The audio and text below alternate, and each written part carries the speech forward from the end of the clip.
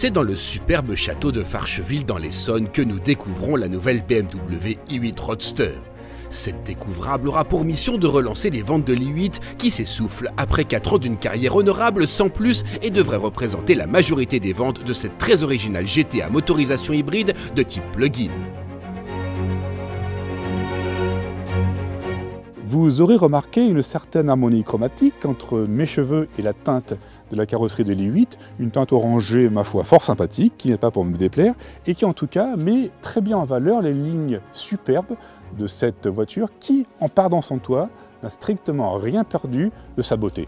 Pour le toit, BMW a retenu non pas un panneau rigide amovible, mais bien une capote en toile, plus légère et moins encombrante. Elle se déploie et se replie à l'aide de moteurs électriques en 15 secondes, ce qui est très rapide, et ce, jusqu'à 50 km/h. Non seulement elle n'a rien perdu de sa beauté, mais en plus, je trouve que celle-ci se retrouve renforcée par le nouveau dessin de la partie arrière, absolument superbe, travaillé, fin, original. Franchement, c'est du beau travail. Original dehors, la BMW i8 l'est aussi à l'intérieur. L'ablation du toit n'a pas été l'occasion d'un restylage, simplement on note l'apparition d'un nouvel écran tactile, très bien fait, très réactif. Franchement, c'est un ajout bienvenu. Pour compenser l'absence du toit, BMW a dû faire du neuf à la coque. Comment? En la renforçant, non pas avec des mouillettes, mais bien de solides éléments en fibre de carbone, augmentant le poids total de 60 kg. Les modifications ne s'arrêtent pas là, l'apparition de cette version découvrable s'accompagnant d'évolutions sur la motorisation.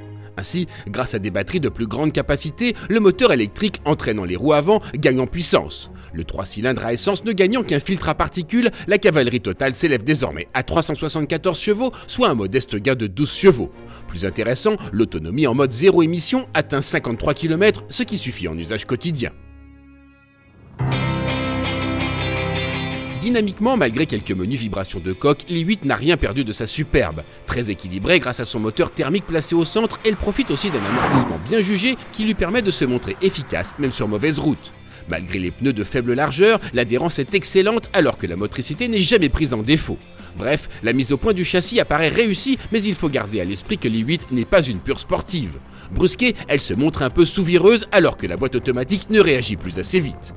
Pour sa part, la motorisation hybride assure des performances de bon niveau, surtout quand on a sélectionné le mode sport qui, paradoxalement, est celui où les batteries se rechargent le plus rapidement. Seulement le 3 cylindres agace alors par sa sonorité, certes travaillée, mais au final envahissante et assez désagréable car dépourvue de tout raffinement. On préférera alors profiter du confort de l'i8 en roulant tranquillement en mode Eco Pro où on jouera à maximiser l'autonomie et à réduire la consommation. En fait, ce qui fait le handicap de l'i8, c'est sa définition même. Quand on la regarde comme ça de l'extérieur, on a l'impression d'une voiture ultra sportive, ultra violente, un petit peu à la manière d'une Honda NSX ou d'une Ferrari 488. En fait, pas du tout.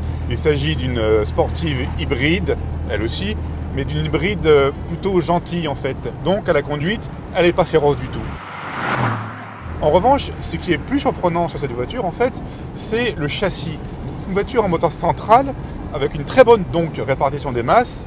Et elle se révèle en fait très équilibrée, très sympa à conduire en virage, avec une direction certes à assistance électrique, mais quand même très informative, au contraire de certaines de ses rivales.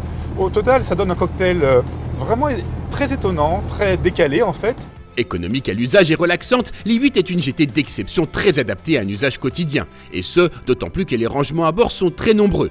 On apprécie particulièrement la cavité de 100 litres ménagers derrière les sièges, rendant pratique un habitacle par ailleurs très spacieux pour deux. Cela compense quelque peu le coffre très réduit et l'accès à bord nécessitant quelques contorsions. À 157 050 €, l'i8 Roadster est une proposition valable pour qui souhaite se déplacer avec style dans une auto exclusive et capable de donner le meilleur dans un contexte routier pour le moins répressif.